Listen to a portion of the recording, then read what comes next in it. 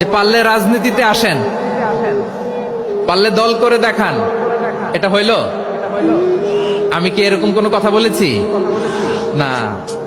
আমি একজন মুফাসসিরে কোরআন, আমি একজন আলেম। এর বাইরেও আমার সবচেয়ে বড় পরিচয়, I am a citizen of Bangladesh. আমি বাংলাদেশের একজন সাধারণ নাগরিক। আমার দেশের যে কোনো সমস্যা, যে কোনো ইনকনসিস্টেন্সি, অসঙ্গতি নিয়ে মত প্রকাশের স্বাধীনতা আমার আছে না নাই? আপনারাই তো বাক স্বাধীনতার কথা বলেন, ফ্রিডম অফ স্পিচের কথা বলেন, বাক স্বাধীনতার কথা বলেন।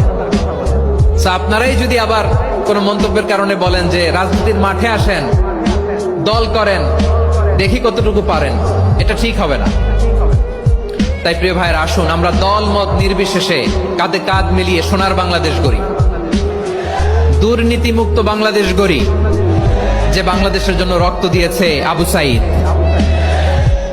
যে নতুন ভোরের বাংলাদেশের জন্য রক্ত দিয়েছে মুগ্ধরা, যে নতুন বাংলাদেশের জন্য রক্ত ছড়িয়েছে 24-এর যে গণ অভ্যুত্থানের প্রত্যেকটি শহীদের। আওয়াজ করে বলেন ঠিক কিনা?